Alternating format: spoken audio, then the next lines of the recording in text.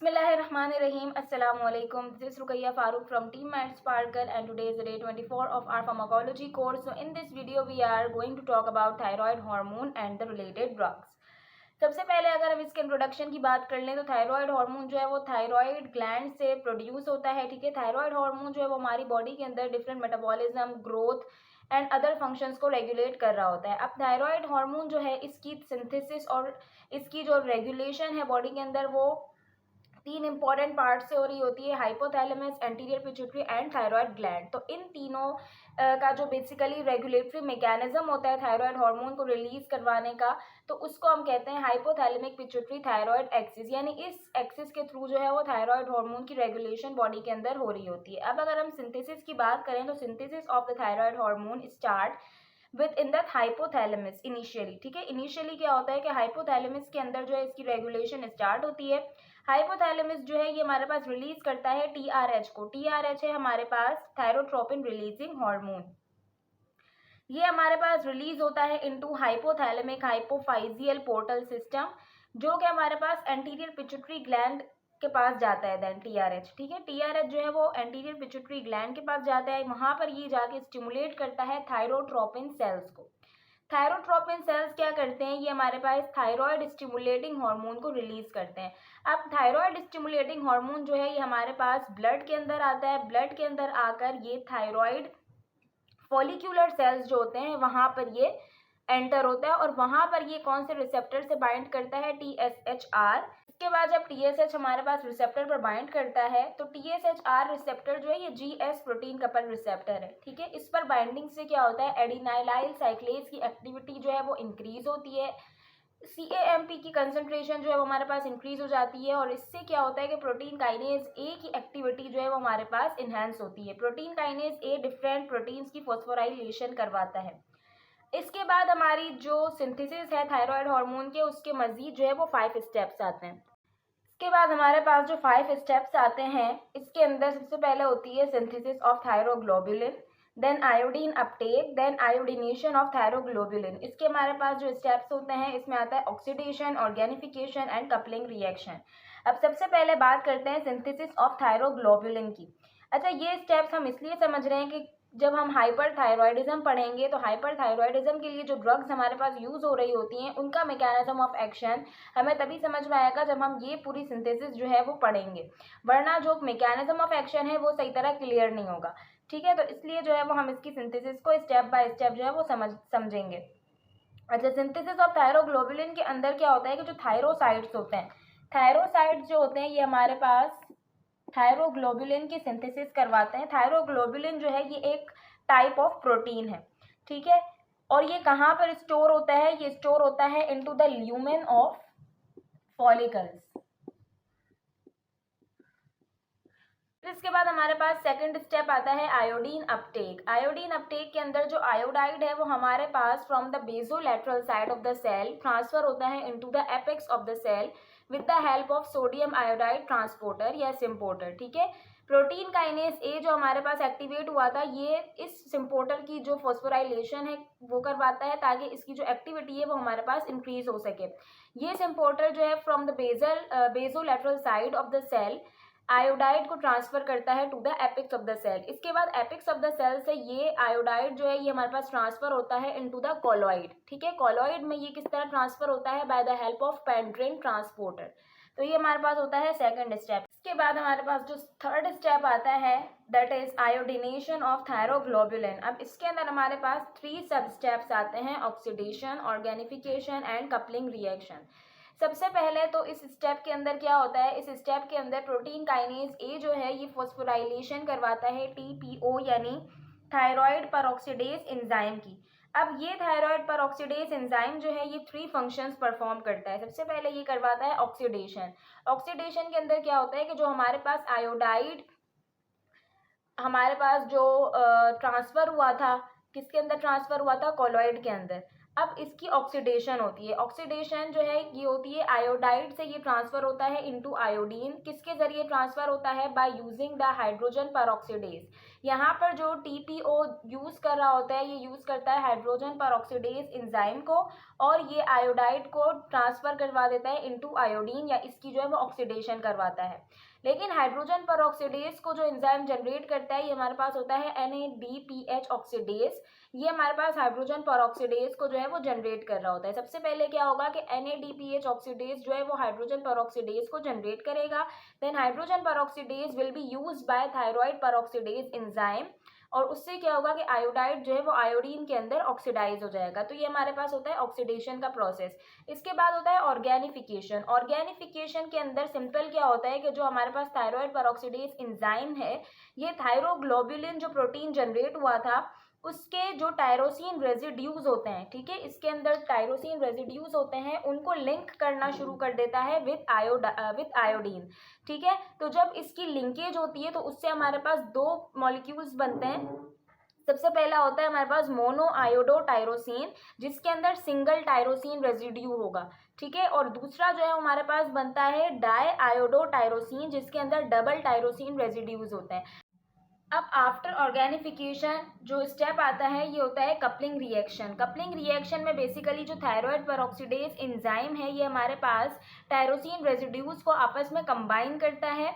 ठीक है, तो उससे हमारे पास जो है वो फॉर्म होता है T3 और T4। T3 जो है ये हमारे पास कहलाता है ट्राई आयोडोथायरोनिन, एंड T4 जो ये हमारे पास कहलाता है टेट्रा आयोडोथायरोनिन।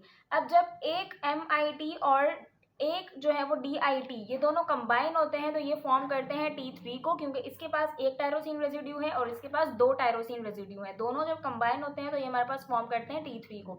इसके बाद जब हमारे पास DIT और DIT ये दोनों कंबाइन होते हैं तो इसके दो टायरोसिन रेजिड्यूज प्लस इसके दो टायरोसिन रेजिड्यूज ये हमारे पास फॉर्म करते हैं T4 को।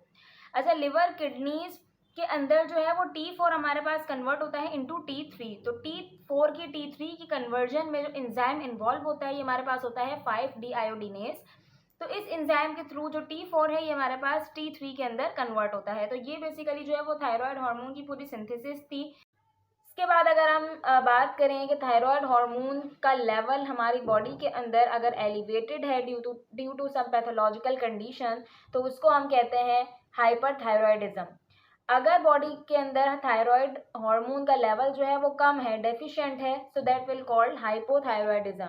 अब ये होता है due to pathological condition. Hyperthyroidism यानी बॉडी के अंदर थायराइड हार्मोन का लेवल जो है वो एलिवेटेड होता है, जबकि TSH का लेवल जो है ये हमारे पास कम होता है। T3 और T4 का लेवल हमारे पास इंक्रीज होगा, TSH का लेवल जो है हमारे पास डिक्रीज होगा।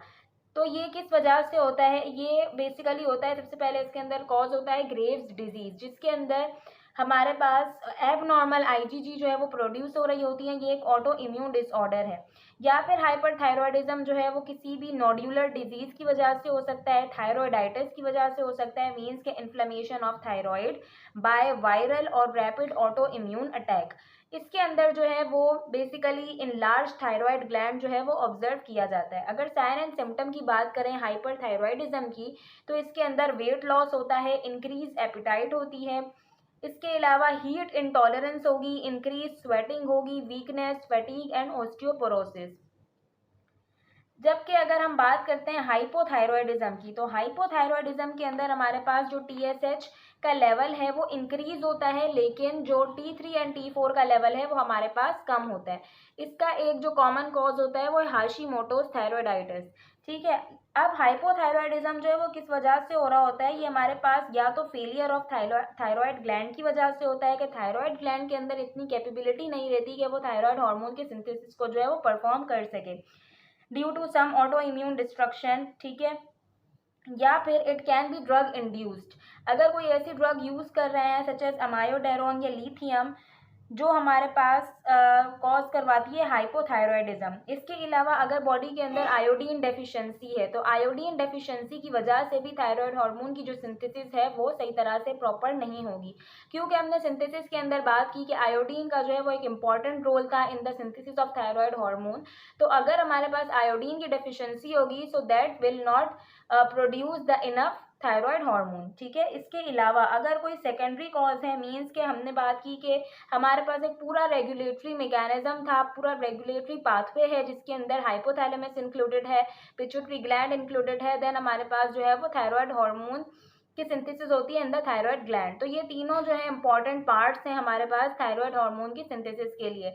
तो अगर हमारे पास हाइपोथैलेमस या फिर पिट्यूटरी ग्लैंड के अंदर कोई भी मसला होता है, हाइपोथैलेमस जो है उसका कोई फेलियर हो जाता है, या फिर पिट्यूटरी ग्लैंड का जो है वो कोई हमारे पास डिस्ट्रक्शन होती है, या इस तरह से कोई कंडीशन होती है कि पिट्यूटरी ग्लैंड अपना फंक्शन जो है वो सही तरह परफॉर्म नहीं करता, सो that will automatically affect the synthesis of thyroid hormone. तो ये हमारे पास जो है वो सारे कॉजेज हो सकते हैं हाइपोथायरॉयडिज्म के। अब अगर साइन एंड सिम्टम की बात करें ऑफ हाइपोथायरॉयडिज्म, तो हाइपोथायरॉयडिज्म के अंदर जो है वो ड्राई हेयर होंगे, कोल्ड इंटॉलरेंस होगी, वहाँ पर हीट इंटॉलरेंस थी, यहाँ पर कोल्ड इंटॉलरेंस होगी, देन वेट गेन होगा इस कंडीशन के अंदर, ब्रेडिकार्डिया होगा, कॉन्स्टिपेशन, इसके अलावा साइकेट्रिक डिस्टर्बेंसेस, फटीग, ठीक है। तो ये सारे जो है वो सिम्टम होते हैं हाइपोथायरॉयडिज्म के। फिर इसके बाद अगर हम बात करते हैं ड्रग्स की, तो हाइपर थायरॉयडिज्म के अंदर जो है वो हम यूज़ कर रहे होते हैं sodium iodide symporter inhibitors, thyroid peroxidase inhibitor, iodine 131, इसके अलावा T4 की जो T3 में कन्वर्जन होती है उसको इनहिबिट करती हैं ड्रग्स, इस क्लास को हम यूज़ कर रहे होते हैं। इसके अलावा thyroid hormone release inhibitors. Hypothyroidism के अंदर हम सिंथेटिक फॉर्म्स को यूज़ कर रहे होते हैं, synthetic form of T4 and T3। तो नॉर्मल जो हाइपोथायरॉयडिज्म की कंडीशन होती है उसके अंदर हम थायरोक्सिन या लीवोथायरोक्सिन का जो है वो यूज़ कर रहे होते हैं, they are T4 synthetic forms, ठीक है। इसके अलावा जो लियोथायरोनिन है ये हमारे पास T3 फॉर्म है, लेकिन इसको हम यूज़ करते हैं in the emergency condition of myxo oedema comma, ठीक है। ये हमारे पास हाइपोथायरॉयडिज्म की एमरजेंसी या सीवियर कंडीशन होती है जिसके अंदर हम T3 फॉर्म को जो है वो यूज़ कर रहे होते हैं। अदरवाइज जो हमारे पास नॉर्मल हाइपोथायरॉयडिज्म होता है उसके लिए हम T4 सिंथेटिक फॉर्म्स को यूज़ कर रहे होते हैं। इसके बाद अगर हम हाइपरथायरॉयडिज्म की ड्रग्स की बात करें तो सबसे पहले हमारे पास क्लास आती है सोडियम आयोडाइड सिम्पोर्टर इनहिबिटर्स, ठीक है। इस क्लास के अंदर क्या होता है कि ये जो ड्रग है ये हमारे पास सोडियम आयोडाइड सिम्पोर्टर को इनहिबिट कर देती हैं, जिसकी वजह से जो आयोडीन की ट्रांसपोर्ट थी into the apex of the cell वो हमारे पास डिक्रीज हो जाएगी, that will automatically reduce the synthesis of thyroid hormone, ठीक है। इसके अंदर हमारे पास एग्जांपल्स हैं थायोसाइनेट, फ्लूबुरेट एंड परक्लोरेट। ये ड्रग्स जो है ये हमारे पास मेमोरी एंड लर्निंग डेफिसिट्स करवाती हैं, ये इसका जो है वो एडवर्स इफेक्ट है। इसके बाद हमारे पास सेकंड क्लास आती है थायराइड परऑक्सीडेज एंजाइम इनहिबिटर्स। आज जब हमने सिंथेसिस की बात की थी तो हमने थायराइड परऑक्सीडेज के रोल को ब्रीफली डिस्कस किया कि थायराइड परऑक्सीडेज का रोल क्या होता है, इसकी कितनी इंपॉर्टेंस होती है in the synthesis of thyroid hormone. ये हमारे पास ऑक्सीडेशन करवाता है, कपलिंग रिएक्शन करवाता है, ऑर्गेनिफिकेशन कराता है। तो जब हमारे पास थायराइड जो परऑक्सीडेज है वो हमारे पास इनहिबिट हो जाएगा तो इससे क्या होगा कि ये सारे जो स्टेप्स हैं वो इनहिबिट हो जाएंगे और थायराइड हार्मोन की जो सिंथेसिस है वो नहीं होगी। तो इसके अंदर हमारे पास एग्जांपल्स आती हैं कार्बिमेजोल, मेथिमेजोल एंड प्रोपाइल थायोयूरेसिल। अब प्रोपाइल थायोयूरेसिल जो है ये हमारे पास ड्रग ऑफ चॉइस है इन प्रेगनेंसी, एंड मेथिमेजोल जो है ये हमारे पास ड्रग ऑफ चॉइस है इन ऑल द पेशेंट्स। इसके बाद अगर इसके एडवर्स इफेक्ट्स की बात करें तो ये हमारे पास रिवर्सिबल एक ग्रेन्युलोसाइटोसिस करवा सकते हैं। इसके अलावा मैक्यूलोपैपुलर प्यूराइटिक रैश जो है इसका एडवर्स इफेक्ट है। इसके बाद हमारे पास जो थर्ड क्लास आती है ये होती है थायराइड रिलीज इनहिबिटर्स। इसके अंदर हम यूज़ कर रहे होते हैं सोडियम आयोडाइड, पोटेशियम आयोडाइड और ल्यूगोल सॉल्यूशन, ठीक है। ल्यूगोल सॉल्यूशन के अंदर इसकी कंपोजिशन क्या होती है 5% आयोडीन एंड 10% पोटेशियम आयोडाइड। अच्छा, ये ड्रग्स क्या करती हैं, ये थायराइड ग्लैंड से थायराइड हार्मोन की जो रिलीज है उसको इनहिबिट करती है, यानी T3 और T4 का जो रिलीज होता है थायराइड ग्लैंड से उसको इनहिबिट कर देती है, ठीक है। इसके बाद अगर हम इन ड्रग्स के एडवर्स इफेक्ट्स की बात करें तो अगर किसी सेंसिटिव इंडिविजुअल में हम इसको यूज़ कर रहे होते हैं तो एक्यूट रिएक्शन जो है वो कॉज हो सकता है। उसके सिम्टम्स क्या होंगे, swelling of lips, angioedema, fever, joint pain. लेकिन अगर क्रॉनिक ओवरडोज हो रहा है ऑफ दिस ड्रग तो ये आयोडिज्म को कॉज कर सकता है, जिसके कॉमन सिम्टम्स क्या होते हैं, इन्फ्लेम्ड म्यूकस मेम्ब्रेन्स होंगी, इंक्रीज इन सीक्रीशंस होगी, मीन्स के इंक्रीज सिलाइवेशन, लैक्राइमेशन। इसके अलावा headache, rashes and gastro intestinal distress. इसके अलावा these drugs can also cause flaring up of acne in adolescent. तो ये हमारे पास जो है वो ड्रग के एडवर्स इफेक्ट्स हैं। उसके बाद हमारे पास 4 क्लास आती है drugs causing destruction of thyroid. अच्छा, ये ट्रीटमेंट जो है ये बेसिकली होती है इन स्पेसिफिक पेशेंट्स, ये नॉर्मली नहीं दी जा रही होती, ठीक है। इसके अंदर जो है वो हम रेडियो एक्टिव आयोडीन को यूज़ कर रहे होते हैं, आयोडीन 131। ये हमारे पास जो है वो as a sodium salt administer किया जाता है, ठीक है, ओरली। जब हम इसको एडमिनिस्टर करते हैं ओरली तो ये थायराइड ग्लैंड के अंदर जो कोलॉइड होते हैं उसके अंदर जाकर ये स्टोर हो जाता है, वहाँ पर ये इमिट करता है एक्सरेज और बीटा पार्टिकल्स, जिससे जो थायराइड ग्लैंड है उसकी डिस्ट्रक्शन होती है। ये हमारे पास एक स्लो रिस्पॉन्स जनरेट कर रहा होता है, इसके रिस्पॉन्स को जनरेट होने में मैक्सिमम जो है वो 3 मंथ्स लगते हैं, ठीक है। ये हमारे पास चिल्ड्रन यंग लोगों में या फिर प्रेगनेंसी में जो है वो रिकमेंडेड नहीं होती ये थेरेपी।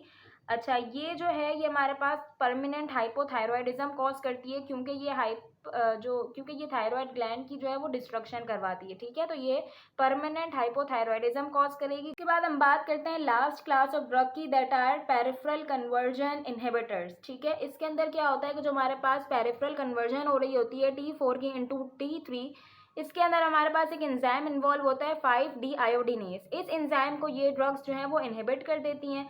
इसके अंदर हमारे पास एग्जांपल है प्रोपाइल थायोयूरेसिल।